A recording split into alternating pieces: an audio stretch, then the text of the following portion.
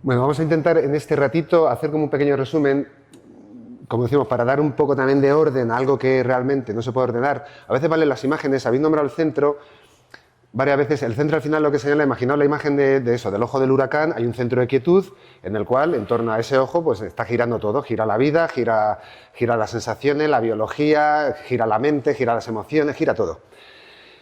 Claro, al final decimos, si estoy girando con el huracán, pues bueno, pues voy de aquí para allá, la vida a veces es un poco loca también, me lleva de aquí para allá, la mente ni te cuenta dónde te puede llevar, y al final la meditación también a lo mejor se trata de reconocer ese ojo del huracán en el cual puedo contemplar el espectáculo con cierta serenidad y con cierta relativizando todo el espectáculo y de alguna manera también relativizando y también desdramatizando y también, sí, aunque sea una palabra un poco así, pero sí, también desidentificando, ¿no? Yo veo todo esto, es la vida misma, es maravillosa, pero no me pierdo en todo eso, no me dejo arrastrar por todo eso y no me empantano en todo eso. Entonces, al final, la imagen del ojo del huracán puede ser una buena imagen. El centro, que le podríamos decir un centro de conciencia.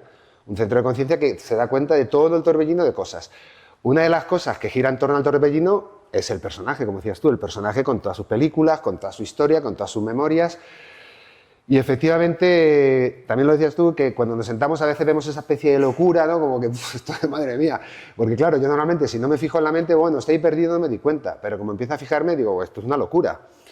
Y a veces te decimos de broma que es un buen darse cuenta de que estamos locos y que la mente está todo el día bailando de un lado a otro, proyectándose, pues como se dice en el budismo, ¿no? Como un mono de rama en rama, saltando y a ver...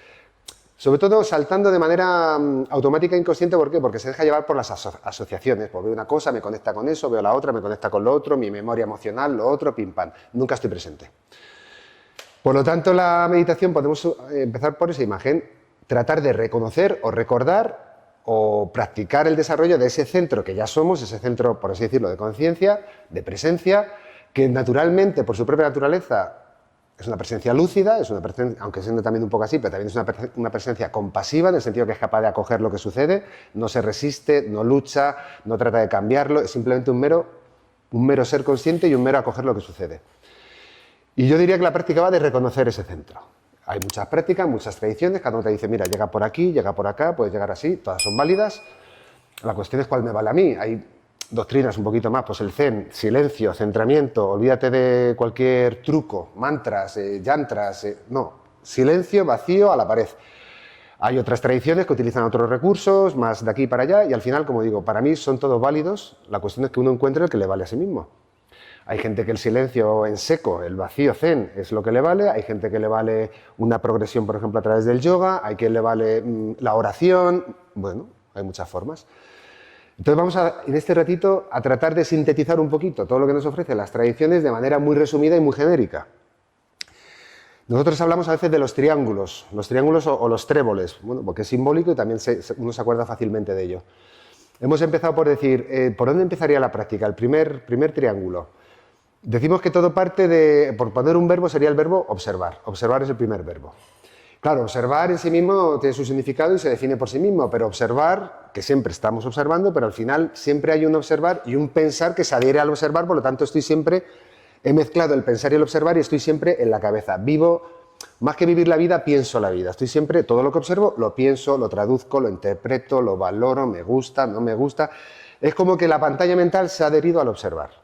¿De qué se trata esto? De tratar de desadherir un poquito al observar y poder reconocer la pantalla mental sin ser arrastrado por ella. Que al final parece un poco abstracto, pero en el fondo es muy sencillo. Es igual que contemplo un paisaje, contemplo el paisaje mental. Ese sería el primer verbo, que ahora entramos un poquito en él. Observar, verbo clave, observar. Segundo verbo decimos observar, simbólicamente, observar, tercer ojo.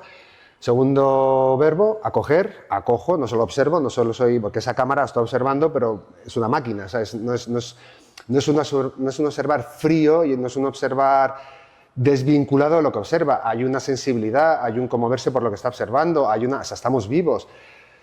Sin ser empalagoso, pero al final hay una especie de vínculo con la totalidad y uno siente cierta empatía o conexión con lo que observa. Por lo tanto decimos observo y acojo. O sea, es una mirada, aunque suena como digo empalagoso, pero es una mirada amorosa, una mirada que es capaz de acoger lo que me gusta y lo que no me gusta. Aquí eso no tiene, aquí esa etiqueta se ha acabado, es lo que es.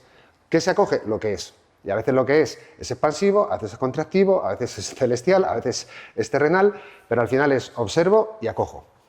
Y el tercer verbo del triángulo sería integro. Integro, me bajo aquí al centro del ombligo, o sea, he estado aquí y ahora integro, lo bajo a tierra, lo bajo al cuerpo y lo bajo a mi vida cotidiana. Pues claro, si me siento aquí y lo utilizo como para escapar de la complejidad de la vida, está muy bien, pero sigo separándome, sigo dividiéndome y sigo en el ojo del huracán juzgando que la vida es una cosa que no merece la pena ser vivida con plena conciencia. Al revés, es una cosa que tengo que evitar porque es muy compleja. ¿Integrar qué es? Integrar es bajar aquí y decir, muy bien, observo, acojo y ahora esto lo traduzco a través de este muñequito que tiene sus propensiones y que tiene que moverse en la vida con todas sus cosas, sus relaciones, sus crianzas, sus trabajos, sus economías, con todo. Al final, observo, acojo, integro. Lo bajo al ombligo y lo bajo a la tierra. Ese sería el primer triángulo.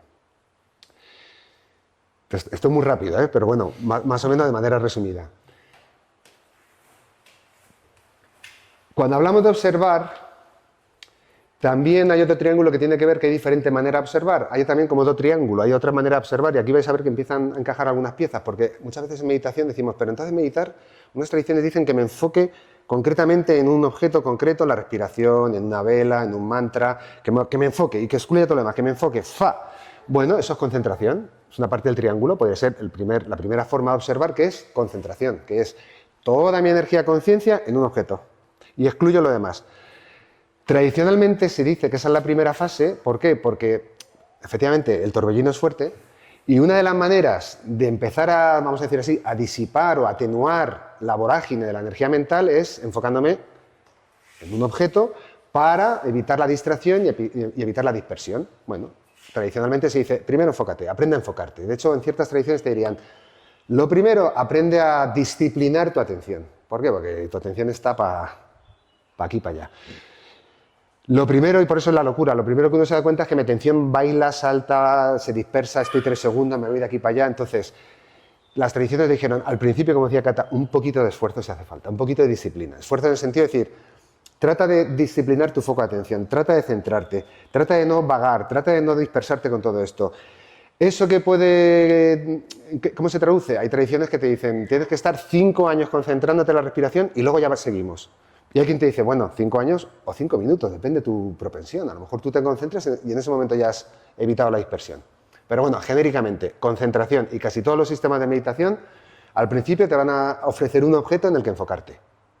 El Zen, que a nosotros nos gusta mucho también, el Zen te dice, te tienes que enfocar en algo que esté siempre contigo. Por ejemplo, en otras tradiciones te dicen, pues eso, un mantra, un yantra, una vela. Digo, bueno, pues a veces no tengo una vela o no me sé un mantra, pero hay algo que siempre va contigo.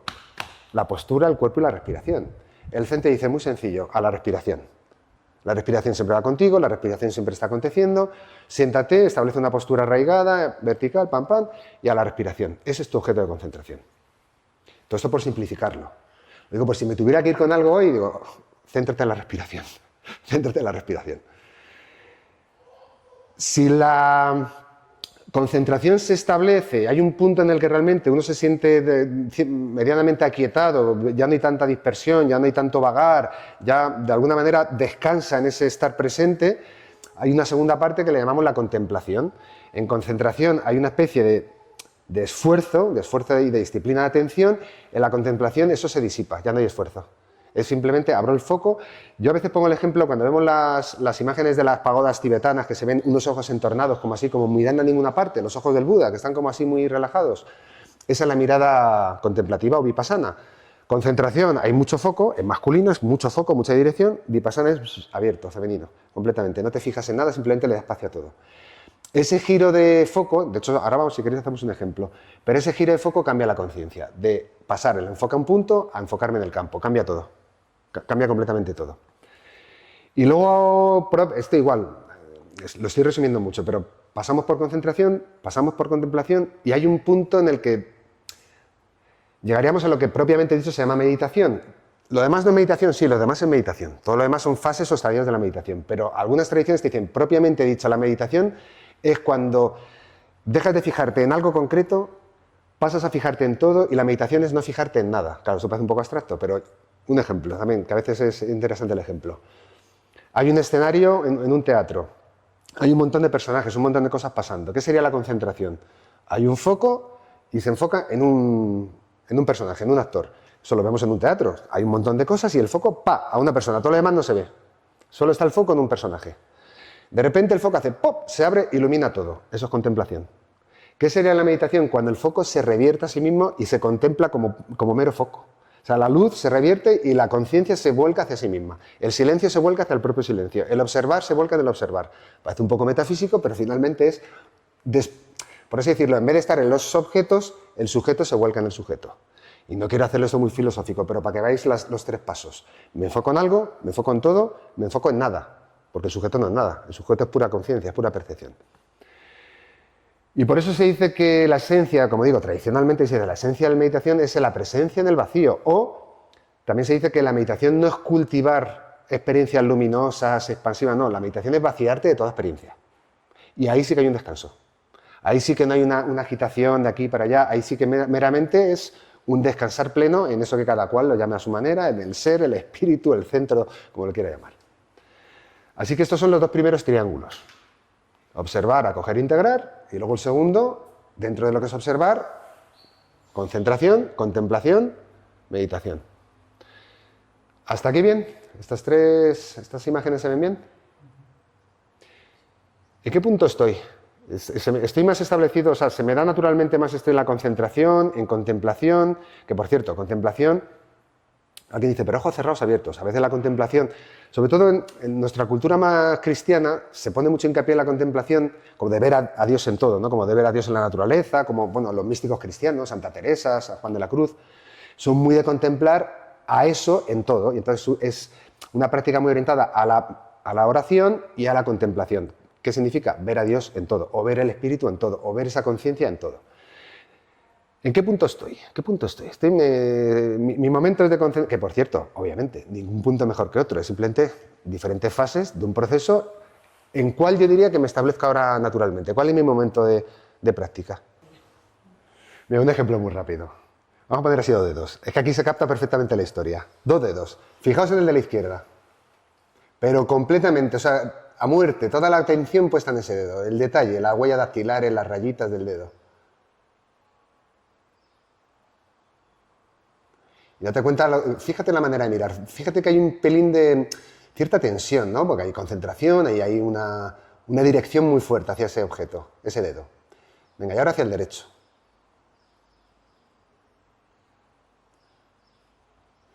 Es como si fuera un rayo de atención que se enfoca donde yo voy dirigiendo. Y date cuenta de eso, que la mirada implica cierta tensión, cierta dirección. Venga, y ahora de alguna manera tienes que llevar la mirada a un punto medio para observar los 2 dedos a la vez, sin fijarte en ninguno. Date cuenta cómo tienes que desplazar la mirada como un punto intermedio. Y mira cómo se afloja un poco la mirada, como si desenfocases. Es como que es un desenfoque. Y de hecho, puedo ver los 2 dedos, pero si te das cuenta puedes ampliar y ver a todo el grupo. No te fijas en nadie en particular, pero estás viendo a todo el grupo. Y fíjate lo que pasa en la mirada. Como que se ha abierto, como que se ha desenfocado, como que se ha distendido un poco. Esta es la cosa entre concentración y contemplación. Se ve más o menos claro, ¿no? Venga, el triángulo mindfulness, ¿no? O sea, el triángulo de mindfulness. Vida cotidiana, arraigo. Sí, con esto que traíamos también hay muchas definiciones de meditación, ¿no? A mí una que me gusta mucho es que la meditación es el cultivo de la mente despierta, eso es la observación. ¿Qué es observar? Es observar todo lo que está sucediendo adentro y afuera, ¿no? Ese oído fuera, oído dentro. Es decir, observo todo lo que pasa en el campo de experiencia, pero también veo todo lo que pasa por mi campo de conciencia. Es decir, eso, todos los pensamientos, mis juicios. Observar es, observo el mundo externo y el mundo interno. Es el cultivo de la mente despierta, que es la observación, y el corazón abierto, que es esa compasión, porque a veces nos quedamos... Yo creo que es muy común, sobre todo cuando empezamos a meditar, quedarnos meramente en la observación. Pero ¿qué pasa muchas veces? Que juzgo lo que observo. Ah, no debería estar pensando tanto, no debería... Y al final eso no es estar observando compasivamente, amando, vamos a decir, lo que observo. Eso es pensar sobre lo que pienso. Y para mí es clave también ahora cuando hagamos una pequeña práctica observar eso, porque también puedo observar el juicio, o sea, puedo observar el pensamiento y puedo observar el juicio acerca de ese pensamiento. Y cuando empiezo a hacer esa práctica, porque es una práctica de atención, cuando empiezo a hacer esa práctica empiezo a ver también que es un juego muy divertido, porque empiezo a observar eso, cómo funciona mi mente, la naturaleza de mi mente y cómo juzgo yo a mi propia mente. Y hay un momento donde después de practicar todo eso, hay un momento donde pareciera, porque también yo creo que hay una confusión con la meditación que dice, hay que dejar la mente en blanco, ¿no? A veces nos dicen, sí, no, es que yo no medito porque no puedo dejar la mente en blanco. Es que no es meditar, no es dejar la mente en blanco. Es muy alejado de la realidad, al contrario, es observar toda la actividad que hay en mi mente. ¿Qué pasa? Que cuando le pongo práctica a eso, cuando le pongo práctica, ahora vamos a ver un triángulo de práctica, cuando le pongo práctica a eso, es verdad que la actividad de la mente empieza a disminuir un poco, es verdad que empiezo a ser más compasiva con lo que observo, es verdad que empiezo a ganar esa capacidad de reírme de todo el juego mental y de todas las películas que me invento, me creo y ejecuto porque me las inventé y las creí. O sea, empiezo a observar todas esas líneas de pensamiento, ¿no? Entonces, triángulo de práctica mindfulness, este es un triángulo que lo trajo Jon Kabat-Zinn, que fue un poco que creó el programa MBSR, ¿no? de mindfulness para la reducción de estrés, que era un programa de 8 semanas con el que empezó más o menos lo que es el mindfulness en Occidente. Primera diferencia, ¿no? Meditación y mindfulness. Meditación, por así decirlo, para diferenciar, llamamos a la práctica formal. Me siento a meditar, ya sea con una práctica guiada o porque me pongo en silencio, mi manera de meditar.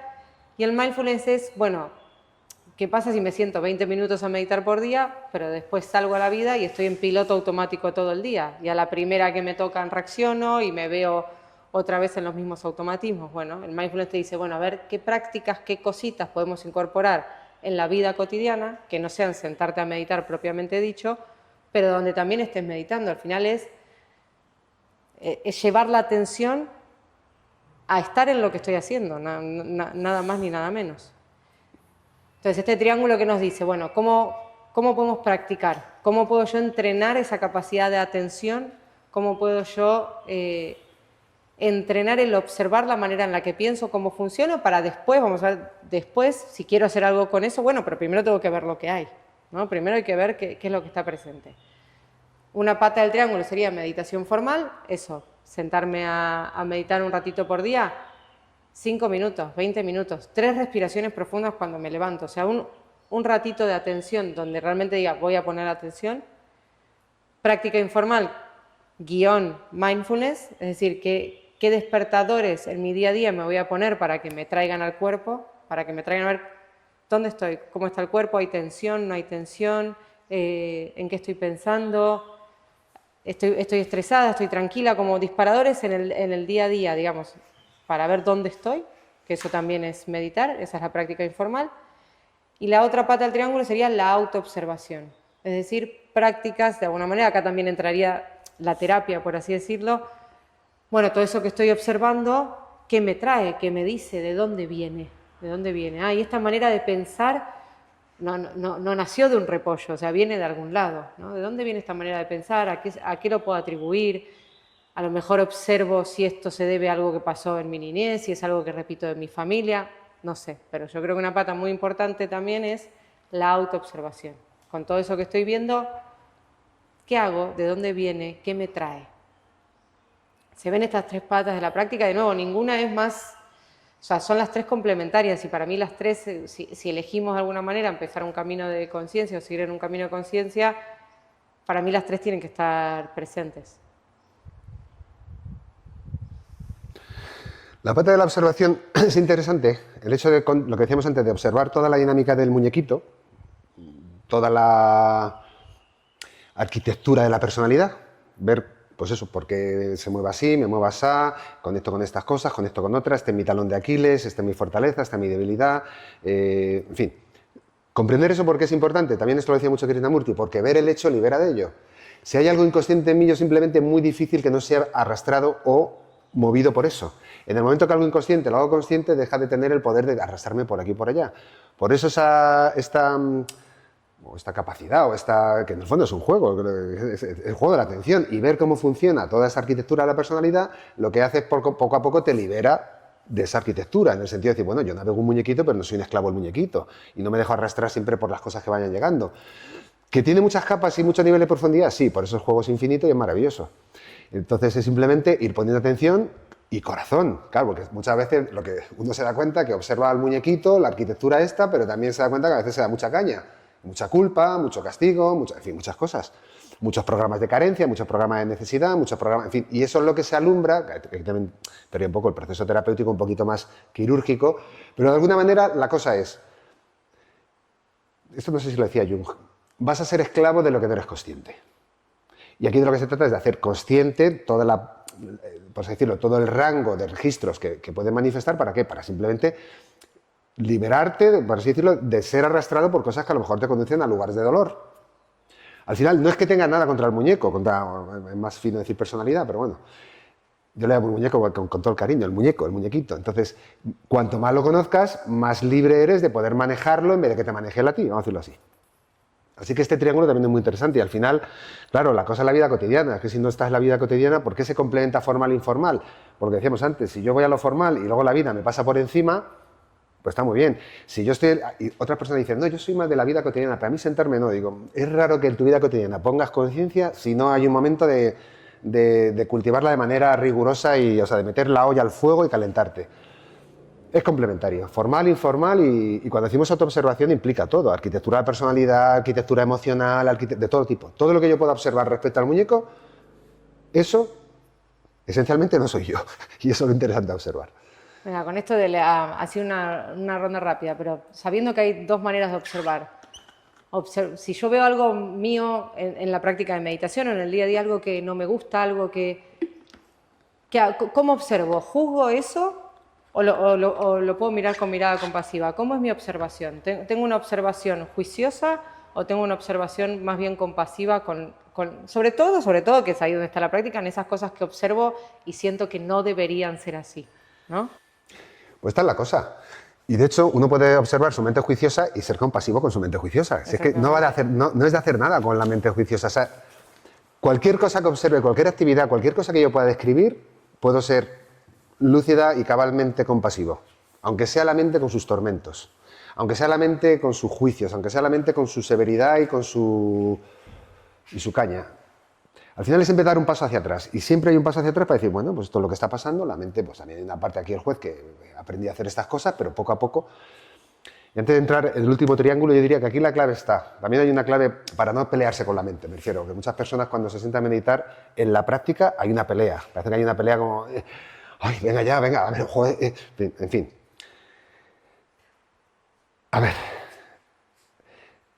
Lo que yo aquí he comprendido es que la mente no te hace nada, la mente no te hace nada, la mente es una cosa que está ahí haciendo su actividad como cualquier otra actividad. Aquí hay una actividad natural, aquí hay una actividad psicológica, aquí hay una actividad emocional, hay actividades y el observador está contemplando lo que sucede en los paisajes.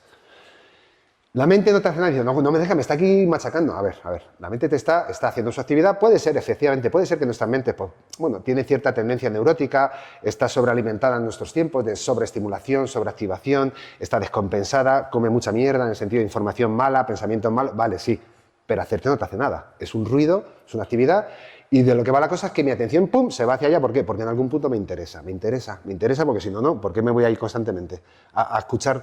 A veces pongo el ejemplo, entras a un bar, está la tele puesta. Y es como un succionador de atención. Haces así y sin querer se te va la atención a la tele. Y dices, coño, no me dejan paz la tele, ¿no? No es que te dejen paz, es que tú te vas hacia ella. Mira hacia otro lado, esa es la cosa, mira hacia otro lado. Tú no peleas contra la mente, pero sí puedes retirarle tu atención. De manera compasiva, no peleo, no lucho, no me parece mal, digo simplemente, bueno, pues esto ha sido así hasta ahora y se ha desarrollado de esta manera, tienes actividad y es así. Tampoco me voy a perder, ni voy a luchar ni me voy a perder en esa actividad que llevo perdido 4.000 años, pero sí voy a aprender a retirar mi atención. Esto va por eso decíamos al principio, va de todo de aprender a disciplinar mi foco de atención. ¿Dónde elijo mirar realmente? Y la mente te verá presentar historias y puedo atenderlas y perderme y creérmelas o retirar mi atención. ¿A dónde? Al presente, al cuerpo, a la respiración, al entorno, aquí y ahora. Por eso siempre se te dice el poder de la hora, tráete. Pero no es que traigas a la mente, la atención a la hora luchando contra la mente que está en el tiempo, en el futuro, en el pasado, sino simplemente aprendiendo a dirigir mi foco de atención. Sin más. Por eso yo diría que de primeras, cuando uno se siente y dice, no, la mente no me hace nada, si eso yo lo recuerdo, se acaba un conflicto también milenario con la práctica, porque la práctica también nos ha enseñado por experiencia, que los seres humanos de primera se van a pelear con su mente. Y aparte que es una lucha esquizofrénica, porque la mente peleando contra la propia mente.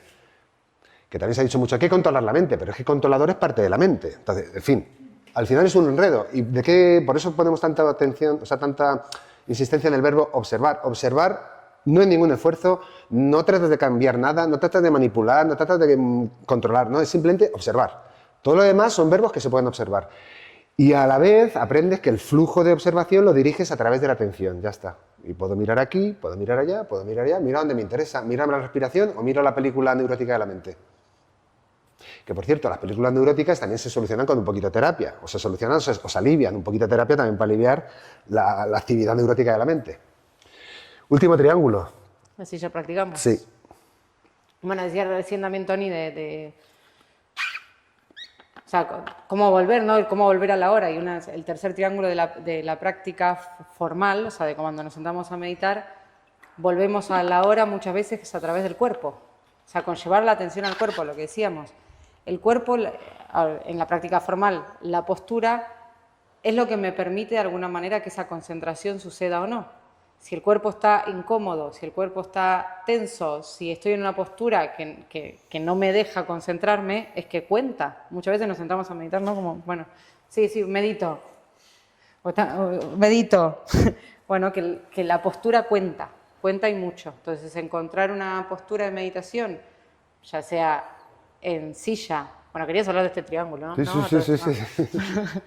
Ya sea una postura en silla o sentados en un zafu. O sea, lo importante de la postura es que haya comodidad y que haya una horizontal y una vertical. Una vertical bien arraigada, si estoy en una silla, que los pies estén en el suelo, pero la postura cuenta y mucho, porque también el cuerpo es eso que me permite volver a la hora, porque el cuerpo sí que vive en el presente. Así como la mente está siempre quizás en el futuro, en el pasado, la respiración, el cuerpo son siempre un ancla a la hora. Entonces la postura cuenta. Ahora cuando practiquemos, más o menos vemos si hay alguna pregunta con respecto a la postura, la corregimos para probar eso, que el cuerpo no tiene que ser algo que, digamos, que no facilite la práctica o que complique la práctica. El cuerpo tiene que estar cómodo.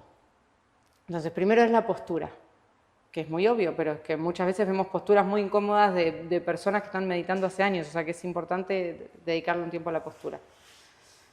Postura, ya lo traía Tony, respiración, nuestro aliento vital. Generalmente respiramos sin utilizar toda nuestra capacidad pulmonar, respiramos entrecortado, respiramos desde el pecho y la respiración cuenta. Entonces cuando nos sentamos a meditar, para mí lo primero, sea la meditación guiada o no, lo primero es hacer 3, 4 respiraciones profundas desde el vientre, bajar la respiración al vientre. Es que ya eso me pone en otro estado. La respiración regula los estados mentales. Entonces, si yo propongo una respiración calma, de alguna manera, desde la respiración hacia la mente estoy proponiendo una calma. Cómo respiro cuenta también y mucho. Entonces, también ahora vamos a ver cómo eso, llevar el ancla a la respiración. Entonces, postura, respiración y la tercer pata, que ya la venimos nombrando de muchas otras maneras, pero en este triángulo se llama actitud. De nuevo, no es solo observar, sino es observar compasivamente. No solo compasivamente, sino la intención de me voy a sentar a meditar. Me voy a sentar a meditar, me voy a sentar a concentrarme, a entrenar la atención, me voy a sentar. Y voy a amar eso que observo. Voy a observar con compasión. Entonces, son las 3 cosas. Postura, respiración y desde dónde hago lo que hago. No es lo mismo tampoco, no es lo mismo cómo me siento, no es lo mismo cómo respiro y no es lo mismo desde dónde propongo sentarme a meditar. Si desde, ay no, porque me dijeron que está bien, entonces es como una exigencia más que, no, esto lo estoy haciendo por mí, me tomo un ratito para mí, a la mañana, a la tarde, donde me sea mejor, pero desde dónde también cuenta. Bueno, observas que no duras y que no estás ahí. Es que todo se observa. O sea, mira, aquí hay un mantra que es maravilloso. Lo que es lo que es. Y digo, todo lo que pueda describir, es algo que, lo que acabas de decir es una descripción. Me siento ahí, no estoy, me voy, bueno, me doy cuenta de lo que está pasando. Es que es eso, es 2 palabras clave, me doy cuenta. observo eso. Y ya veremos qué pasa con eso. Sigo teniendo en cuenta, y lo que decíamos también, poco a poco, en la medida que yo introduzco lucidez al proceso, todo se va también de alguna manera a ordenar y equilibrar, que tampoco de la noche a la mañana, obviamente. Pero a tu pregunta es básicamente, me doy cuenta de lo que sucede, me doy cuenta de lo que es, me doy cuenta, decíamos a veces, de los objetos, de las cosas y también de los procesos. Los procesos de, me di cuenta de que estoy dispersísimo, me di cuenta de que estoy en una pelea, me di cuenta de que no soy capaz, bueno, me di cuenta, ya me estoy dando cuenta. Siempre es un paso atrás. Moraleja, en el fondo no hay ningún obstáculo, porque esto va de observar, no va de crear ninguna condición en específico o particular. ¿Que tengo que crear esta? No. Observar no es eso. Eso es ya la mente queriendo llegar a ciertos sitios. Pero observar es observar. Y ya veremos eso a dónde lleva. Yo diría que es el juego de la atención. A ver, de primera vamos a ver que lo que decía antes. De primera me voy a dar cuenta que estoy loco y que estoy siempre disperso. Muy bien, es una buena toma de conciencia. Es maravillosa. Entonces, ahí ya empieza a recuperar eso, la lucidez y el centramiento, pero no es de la noche a la mañana. Mira, al final, como cualquier cosa en la vida, yo voy a poner mi interés en lo que realmente me interesa y amo. Si tengo amor por esto, al final mi atención va a ir hacia eso y cada vez eso se va a ir alimentando y creciendo. Igual que si tengo interés por tocar el piano y cada día me siento más... Pues esto es como todo. En la medida que yo quiero poner cada vez más... Al final, volvemos a lo mismo. Es una forma de medir con más lucidez y más corazón. Todo el mundo quiere eso, sí, pero hay que practicarlo un poquito. Porque al final justamente ¿cómo alimento yo mis pensamientos? ¿Cómo le doy de comer yo a mis pensamientos? Con mi atención. Cuanto yo más atención le pongo a un pensamiento, ese pensamiento crece. Literalmente le doy de comer. Cuando le retiro la atención, que no es reprimirlo, es simplemente retirarle la atención, cuando le retiro la atención, hasta quizás puedo elegir a dónde poner la atención. ¿Qué quiero alimentar? Para mí la pregunta clave es ¿qué quiero alimentar con mi atención? Sabiendo que a lo que le pongo mi atención crece, y lo que crece crea la realidad donde vivo, ¿a dónde? ¿A dónde quiero poner la atención? Y lo que nombrabas vos para mí es clave el verbo, la palabra es desidentificarse. Yo cuando veo que, mira, mi mente hoy no se sostiene. Ya hay una separación. Mi mente no se sostiene, lo puedo ver. En este espacio está la libertad de decidir. Cuando yo me doy cuenta, mi mente no se sostiene. Bueno, respiración. De nuevo. Cuerpo. ¿Cómo estoy? ¿Dónde hay tensión? ¿Cómo estoy? O sea, le retiro la atención al pensamiento de que mi mente no para. Y esa desidentificación, de nuevo, al final, la práctica de la atención, este espacio es la libertad de qué hacer, qué quiero hacer, a dónde quiero llevar mi atención. Que detrás tiene una pregunta mucho más profunda, que es, ¿cómo quiero vivir? Y dentro de esto, efectivamente, otro mantra poderoso, donde va la atención va la energía, así de simple. Y por eso lo importante es dónde va la atención. Donde va la atención, va la energía, va la realidad. Es lo que dice ella, son truquitos de atención. A veces lo que hemos visto, efectivamente, si uno sale a meditación dice, voy a estar atento todo el día, necesito algún anclaje, algún despertador, no los despertadores. Contacto con el agua, o sea, además yo digo por la mañana, sí o sí, el contacto con el agua, o en los momentos de comer, o en los momentos cuando tengo una relación, para mí es súper importante estar atento cuando estoy con esta persona, o cosas concretas, porque si soy muy abierto me voy a perder, al final no me pierdo. Entonces, si yo elijo aparte de que hay muchas prácticas, pero bueno, si lo quiero hacer por mi propia cuenta, encontrarte 1 o 2 momentos al día y decir, aquí tengo que estar atento, o sea, no se negocia. Y poco a poco puedes ir cambiando de despertador, o ampliando despertadores, y en un momento dado, el proceso ¿a dónde dirige? Atención a la vida. Pero de primera sí que hay que pautarlo un poco, porque si no esto es muy abierto y a roncar. Entonces, el agua, los despertadores, o hasta otro así como para irnos con 3, la escucha con el otro, para mí es una práctica clave en el día a día. Decir, mira, hoy me levanto y a toda persona que escuche le voy a ofrecer mi plena presencia de atención. Y no solo que le voy a ofrecer mi plena presencia de atención, sino que voy a estar atenta a observar cómo escucho. Escucho queriendo contestarle, escucho queriendo contarle mi experiencia que es parecida a la de ella, o la estoy escuchando con completa presencia y atención. Para mí eso es una práctica informal, aparte hermosa, porque nos damos cuenta que cuando escuchamos con plena presencia es que a veces ocurre la magia en esa escucha. Por ejemplo, aunque parezca muy así, pero efectivamente, el escuchar al otro lo estás trayendo a la tierra, ¿por qué? Porque somos seres sociales, somos seres de comunicación. Si llevas la atención a eso, a las interacciones sociales, hostias, ya estás cambiando tu vida desde aquí, porque eso sí que es cambiar las cosas, no filosóficamente, sino en la práctica. Y cambia, ¿eh? Y cambia. Se cambia mucho. Ese sería un punto muy importante, el de reírse, saber reírse. Porque en el fondo, bueno, a cierto nivel, esta es mi visión, pero bueno, a cierto nivel, realmente de todo esto, importante, bueno, en fin. Bueno, reírse en el sentido también, reírse lúcida y amorosamente, no es un... Pero sí relativizar y decir, joder, me estaba metiendo una película aquí, bueno, sí. Aprender a reírse de uno mismo también es muy sano, sí. Aquí le llamamos el arquetipo del loco, que es el que es capaz de desdramatizar y relativizar. A veces parece que, bueno, hostia, no he dejado el coche en el garaje y parece que se va a acabar en el mundo. Y digo, no pasa nada, coño, es el coche de garaje, no pasa nada, que estás un día sin coche, no pasa nada, en fin. Casi todo va por ahí. Mira, simbólicamente, bueno, ya que estamos diciendo, pero simbólicamente, claro, también por cierto, hay quien entiende la meditación como una práctica cognitiva, psicológica, atencional o espiritual. También hay para todos los gustos. Para nosotros particularmente es una práctica espiritual. Pero bueno, también en los tiempos que vivimos todo es como más... Bueno, se intenta también tecnificar, ¿no? Pero bueno, a nosotros nos preguntan, obviamente, que es una práctica espiritual. Entonces, en términos también arquetípicos espirituales, decimos que la práctica integra un poquito lo que es el arquetipo, vamos a decir así, por así decirlo, estos son palabras y son símbolos, pero bueno, de alguna manera la conciencia búdica, la visión, soy capaz de observar, de discernir, de reconocer, de aplicar lucidez a la vida. La conciencia crística o la conciencia de Jesús, que soy capaz de ofrecer esa compasión, ese amor, esa empatía, esa bondad.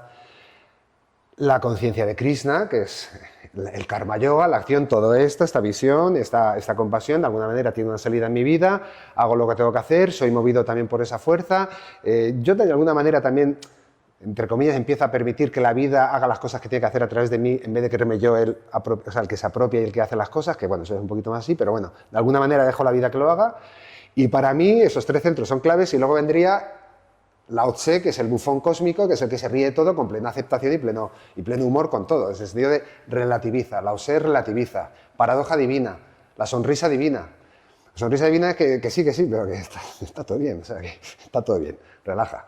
Y esas cuatro arquetipos espirituales también le dan como mucho peso a la práctica. Te digo, esto quien quiera, que no hay gente que no, yo soy más racional, a mí déjame que yo quiero atención y reducir el estrés, vale. Pero tradicionalmente, claro, esto es una práctica que tiene miles de años. Y todos los arquetipos implicados a nivel espiritual cuentan.